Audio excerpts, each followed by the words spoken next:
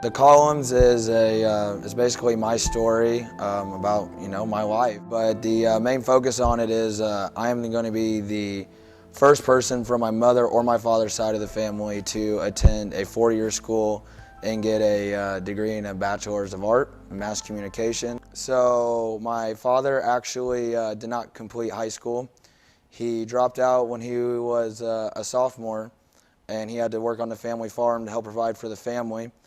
And my mother did complete high school, so the furthest education for my parents would be a high school diploma. With all that said, my mom going to they didn't know nothing about college, not a single thing. When they walked across that high school stage, that is the furthest they were ever going to be able to help any children of theirs.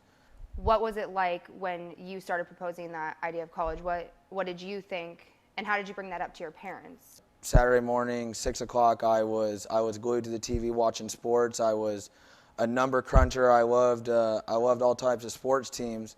And in the back of my head, I always knew that there was something about sports and the way that it communicated to me that I was supposed to be in it.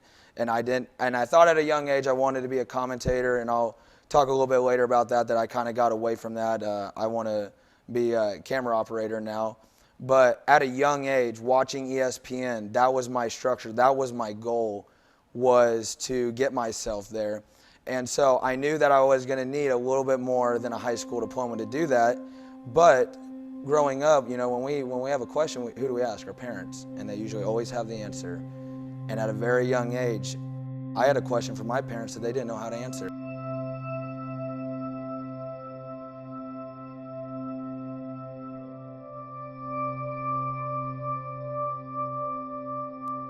So who do I trust to ask those questions? Who was going to lead me down, or was I going to have to go find those answers for myself? So it was very scary at the beginning when I had these ideas of going to college, and my parents would change the subject, or at a young age where they're like, well, we'll worry about that when we get there. Well, we're here. My father was very scared of me going to college. He would be the first to admit that he did not want me to go to college. He tried to convince me about my sophomore year that if I just get money ahead in the world and get my high school diploma and not go into student debt loan and take that chance of getting a job that is going to end up paying me out in the end, he said, why don't you just get money ahead? And I was the type of person, I was like, you know what, I truly believe I was smart enough that I could have got a job somewhere around home and made a comfortable living, but I would have woke up every single day and not loved what I was doing. But sports is what I love, and my parents not going to college was not going to stop me from doing that. That is where my grandfather and grandmother were more to me than just your average grandparents. My grandfather was a very big father figure in my life, and not to take away what my dad did, nothing will ever take away, he's my father, but my grandpa was there when my dad wasn't. And so I never shied away from direction in my life because, just because it wasn't my father doesn't mean it wasn't the right way. So my grandma and my grandfather absolutely were some of the biggest rock that I built my foundation on, and they'll forever be with me. At the time of my senior year, I was my girlfriend at the time, which we're no longer together. Her family was alumni of Missouri Valley, and she had relation up here. Well, they had a Christmas dinner in the month of December while we were on our senior Christmas break. And so I came up here, and she was getting toured to come play softball. I was still in the middle of, I'd already went and looked at Truman, I'd already went and looked at Mizzou. I was impressed with both, but really still felt like I hadn't found that college that I wanted. And so I'll never forget the 2.5-hour drive from Canton, Missouri down here to Marshall. And we rolled up to their family's house. They said hi, and they said, would you two want to go tour Missouri Valley College? And I'm like, yeah, what's it going to hurt? It's just another tour. I'm just going to look at it, and maybe I'll fall in love, and maybe it'll just be another one I add to my list. And so I'll never forget coming around the corner, and the first thing that I seen was Missouri Valley Columns. And when I saw that, it was like a deja vu moment. at some point that I had dreamt that I was going to know when I had found the college I was going to change my life. And I know this sounds like a fairy tale, but I will never forget that feeling I had when I first stepped on this campus. And I knew this was the right place because it was small. I was used to knowing all my high school teachers' names. You know, my classroom size was small, and that's the environment that Missouri Valley had. It was the perfect size for me. It wasn't too small, and it wasn't too big for me to be uncomfortable.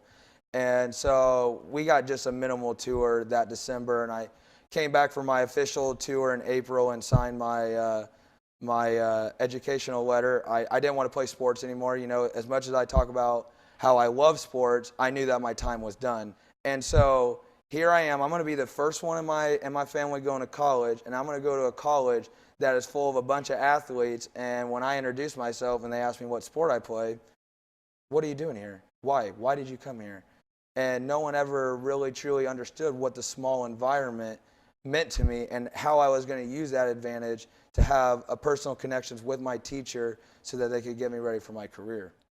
And so when I came to Moval in August of 2016, I only had a couple grand to my name, my personal, what I got from graduation and whatnot. And I knew what FAFSA had awarded me was not this.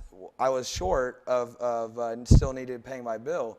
But that drive in me, I was like, I can't fail. I can't get here and get this far and go home and let it all crash. I said everything that I've ever worked for in my life would have went down the drain.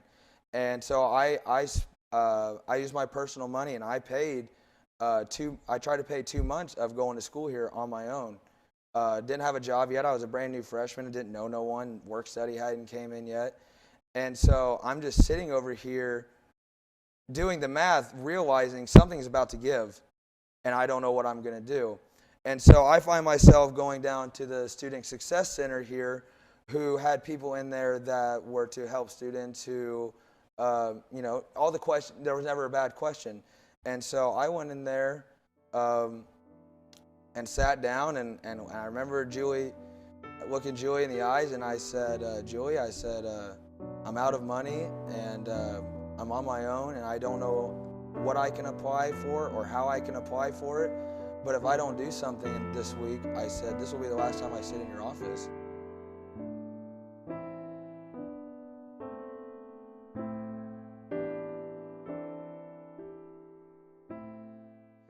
And so I remember talking to people in the business office, and they were explaining to me, if I could get one of my parents to sign on to some of these grants, that I could pay it back after college, when I'm making the money, and that made sense to me.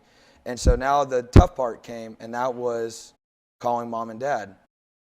And so, Dad was the first call because obviously I'd lived with him,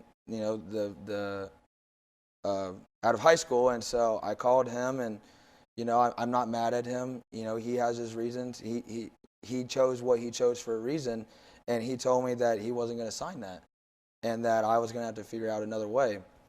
And so I remember, I was thinking to my mom, what am I going to say to my mom? I don't want to manipulate her. I need to be upfront and just, again, like I convinced her that our relationship wasn't going to go away when I moved. I needed to convince her that this is the last leg. This is everything I've worked for. If you trust me and believe in me, I'm going to make that job to pay this back, and you will never have to worry about it. And so I remember calling my mom, and it was the most grown-up conversation, we've almost had to this day. And my mom, she told me over the phone, and I'll forever believe her. She said, Shane, I believe you're going to make it. And she said, you have my support, but this is my husband, and his name too. I'm going to have to talk to him. And she said, I'll give you a call tomorrow. How's that sound? And so that was the most restless night of sleep I ever had in my life. Of course, my college career is riding on this. And, I'll never forget, she texted me and said, can I call? And, I was ready for it. And she called and she said, we believe in what you're doing. You have proved to us that you've made it this far, and you're not going to let anybody stop you. And so my parents signed that. And that was just a turning point in the very first 2 months of being here at college. And I feel like that was kind of my opening, my call that I knew that this was the right place. That I finally, after all my senior year of trying to figure out what I was going to do financially, it all fell into place, and that is when my mass comm career just all took off together.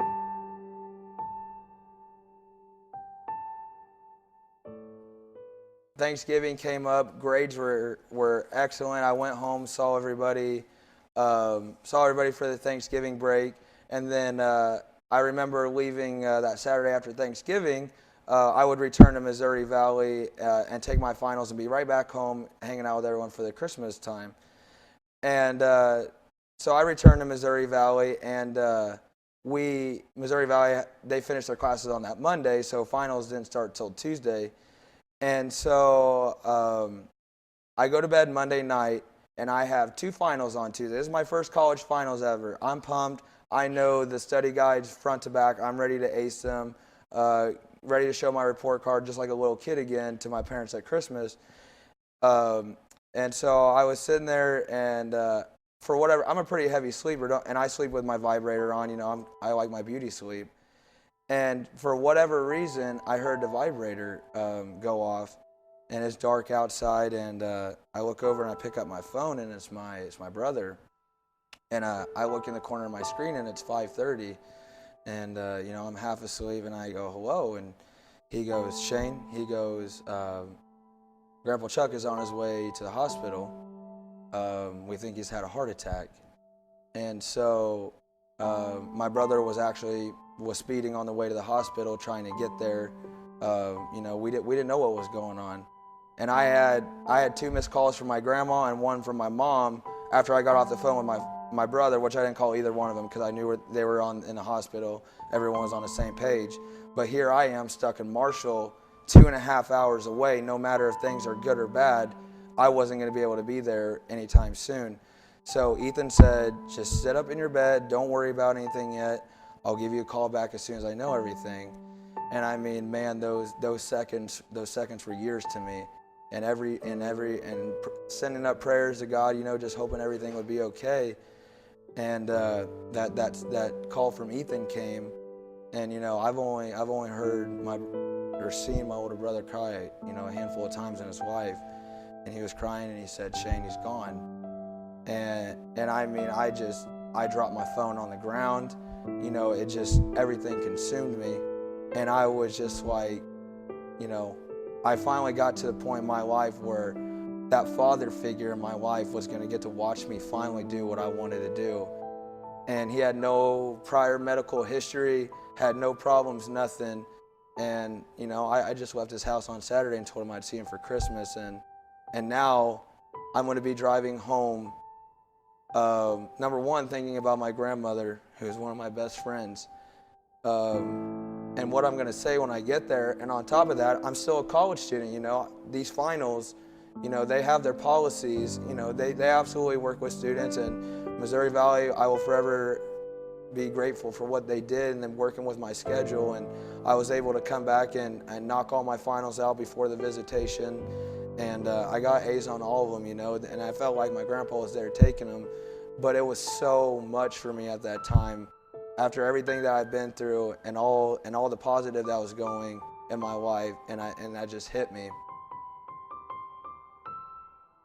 So you decided, obviously, to stay. You're here now, and that leads you into your sophomore year, which is in the mass communication field, when you start to get a little more involved in TV. And this is where you met well-respected Chaz Maddie.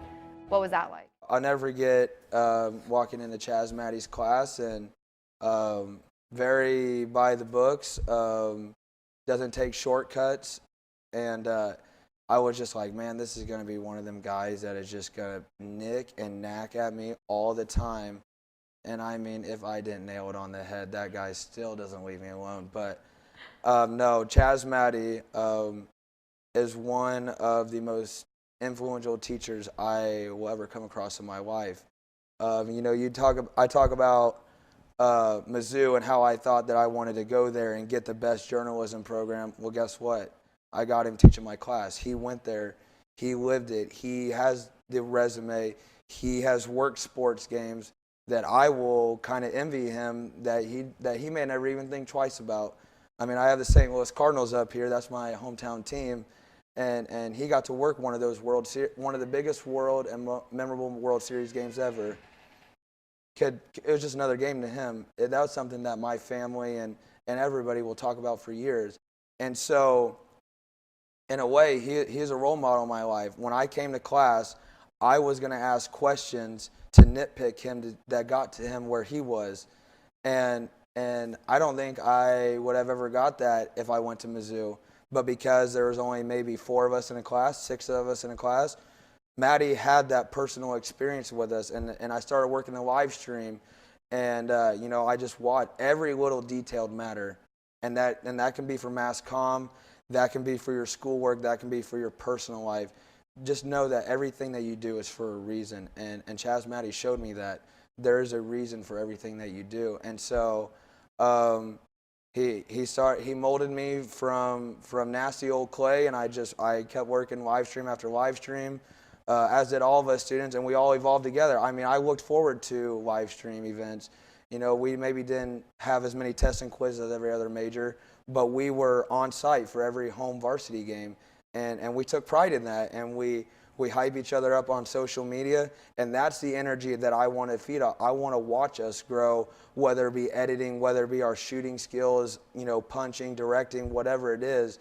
That is what I want to do, and Chaz Maddie made it that much more fun. Were there any lectures or other classmates that really made you realize that this is what you wanted to do? Absolutely, and I hate naming names because I don't want to leave out anybody, but just some ones that stick out. Amber Tabling, a great friend of mine, talented friend of mine. She was a JUCO transfer in the mass comm department, and she shot live stand-ups, and I mean, I felt like I was watching the NFL Network or the NBA Network. Amber just had that confidence in herself and the way she looked at the camera that I knew that this is what I wanted to do. And like I told you earlier, when I was a kid, I thought I wanted to do play-by-play. I wanted to be on the front of the camera, wanted to enjoy the spotlight. Well, as I seen the way social media works, and there are absolutely more well-polished and educated people. I mean, I kind of didn't want to worry about my backlash of my opinions because opinions are not facts. And so I enjoyed the camera, and I got away from that. And Amber was one of those people who just really showed me that if I was going to be an anchor, I was going to have to work way harder than I ever thought I was going to. And I'm not saying I took the cheating way being the camera. Amber was just that person that showed me what it was like to be at the top. And whether it was you and you were shooting your news stand-ups, you guys were the standard. You're what people wanted their shows to look like. And we have creative people. Troy Jones, who was a great guy, had great ideas. Troy will forever be with me, and the list goes on. And even the seniors that I have today, we've all been together. We've all helped each other, and so every person has had somewhat of a little role in my mass comm journey.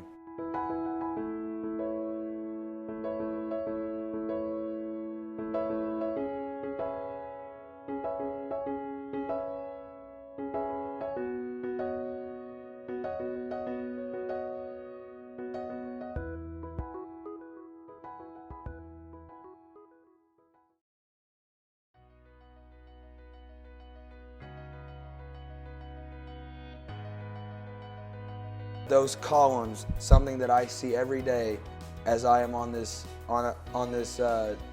campus, that reminds me, what are you doing every day, Shane? You're here. This is what I'm supposed to be doing, and I'm gonna enjoy the rest of my life. And and my advice to everyone else is, I don't care where you came from. I don't care who told you you weren't gonna make it. I'm sorry for who you lost. That meant everything to you. I've lost people that I absolutely care about, but I'm telling you, be successful, make it, because nothing in this world will ever make you feel better about yourself than knowing that you did what was right and what you wanted to do. Because I'm gonna wake up never gonna work a day in my life.